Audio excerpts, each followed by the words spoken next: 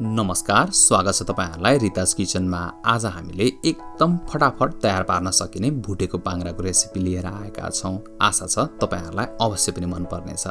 यस्तै नेपाली खानाको नयाँ भिडियो हरेक हप्ता हेर्नलाई हाम्रो च्यानललाई सब्स्क्राइब गरिदिनु होला र बेल आइकन पनि अवश्य दबाइदिनु होला।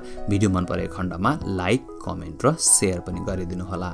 आउनु सुरु गरौँ आजको रेसिपी। आजको रेसिपी बनाउनलाई सबैभन्दा पहिला त हामीले 500 ग्राम पाङ्ग्रा लिएका छौं। साथसाथै हामीले केही भेजिटेबल्सहरु पनि प्रयोग गरेका छौं।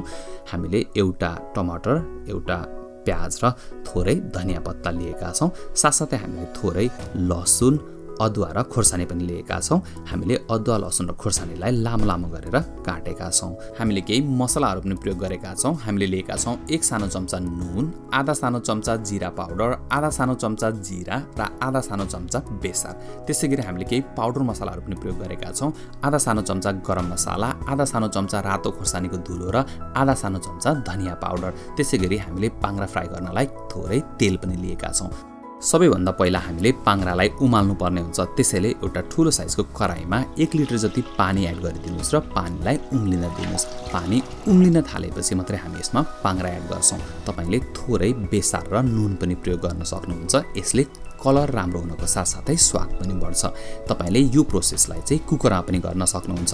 कुकरमा पाङ्ग्रालाई बोइल गर्दै हुनुहुन्छ भने तपाईले 3 सिटी जति लगाइदिनु होला, पाङ्ग्रा रेडी हुन्छ।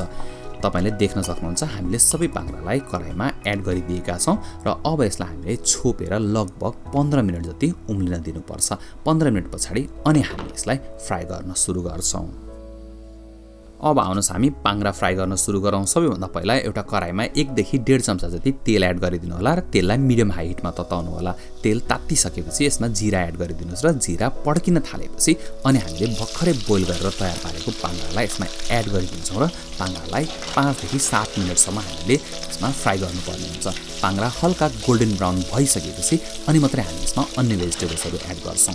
तपाईले भिडियोमा देख्न सक्नुहुन्छ हल्का ब्राउन भएर फ्राई भइसकेको छ। अब हामी यसमा थोरै बेसार र साथसाथै हामी यसमा थोरै नुन पनि एड गरिदिन्छौं र नुन र बेसार एड गरिसकेपछि तपाईले देख्न सक्नुहुन्छ यसको कलर अलरेडी चेन्ज भइसकेको छ। यसलाई हामीले अर्को 1-2 मिनेट फेरि फ्राई गर्नुपर्ने हुन्छ र त्यसपछि हामी यसमा अघि काटेर राखेको अदुवा र लसुन साथसाथै हामी यसमा प्याज र खोर्सानी पनि एड गरिदिन्छौं। हामीले यी भेजिटेबल्सहरु एड गरिसकेपछि यसलाई पाङ्ग्रा सँगसँगै फेरि अर्को 3-4 मिनेट हामीले राम्रोसँगले फ्राई गर्नुपर्ने हुन्छ। भेजिटेबल्सहरु हल्का सफ्ट हुनुपर्छ अनि मात्रै खान मजा आउँछ। ध्यान दिनु होला पाङ्ग्रा तेलमा डढ्न सक्छ। त्यसैले आगोलाई चाहिँ मिडियम बनाइदिनु होला। यसलाई अर्को 3-4 मिनेट तपाईले राम्रोसँगले फ्राई गर्नुहोस्। अब हामी यसमा एक गरेर सबै मसलाहरु एड गरिदिन्छौं। खोर्सानी पाउडर, जीरा पाउडर र धनिया पाउडर। मसलालाई एकदम अन्तिमतिर एड गर्नु होला, नत्र मसला डढ्छ र खान मजा आउँदैन। यसलाई मात्र 1 मिनेट जति तपाईले फ्राई गर्नुपर्ने हुन्छ। यदि तपाईले कुखुराको मासु सबैभन्दा मिठो तरिकाले कसरी बनाउने भनेर सोच्दै हुनुहुन्छ भने माथि स्क्रिनमा लिंक आइरहेको छ, त्यहाँ क्लिक गरेर हेर्न सक्नुहुन्छ। अब तपाईले यसमा टमाटर एड गरिदिनुस् र टमाटरलाई एकछिन तपाईले 4-5 मिनेट फेरि फ्राई गर्नुपर्ने हुन्छ। टमाटरलाई पाङ्ग्रासँगै फ्राई गर्नु भएर टमाटर गलिसकेपछि एकदमै स्वाद बढ्छ र खान एकदमै मजा आउँछ। अब यसलाई तपाईले एकछिन छोपिदिनुस् र आगो सानो बनाएर 4-5 मिनेट अझै पाक्न दिनुस्। मैले केही एकदमै महत्त्वपूर्ण भिडियोजहरुको लिंक डिस्क्रिप्सनमा पनि राखिदिएको छु। तपाईले डिस्क्रिप्सनमा क्लिक गरेर तपाईलाई चाहिने भिडियोजहरु हेर्न सक्नुहुन्छ। ल हेर्नुस् त टमाटर लगभग पाकिसकेको छ र यो टमाटर राम्रोसँगले गलिसकेपछि अनि यसमा हामीले एकदमै अन्तिम कुराहरु जस्तो कि थोरै गरम मसला पाउडर अनि साथसाथै हामीले यसमा काटेर राखेको हरियो धनिया पत्ता एड गरिदिन्छौं र यसलाई हामीले एकपटक राम्रोसँगले मिक्स गर्नुपर्ने हुन्छ। अनि त्यसपछि यसलाई आफुलाई मन पर्ने स्टाइलमा सर्भ गर्न सकिन्छ। तपाईले हरियो धनिया पत्ताको सट्टामा हरियो प्याज पनि प्रयोग गर्न सक्नुहुन्छ। हरियो प्याज पनि गार्निशमा एकदमै राम्रो देखिन्छ। ल हेर्नुस् त हाम्रो पाङ्ग्रा फ्राई भएर तयार भइसकेको छ। अब यसलाई तपाईले चिउरासँग, भुजासँग अथवा कसरी खान मन लाग्छ तपाईले यसलाई सर्भ गर्न सक्नुहुन्छ।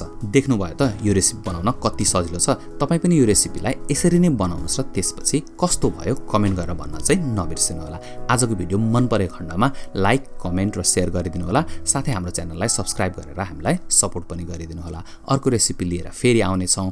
आजलाई धेरै धेरै धन्यवाद।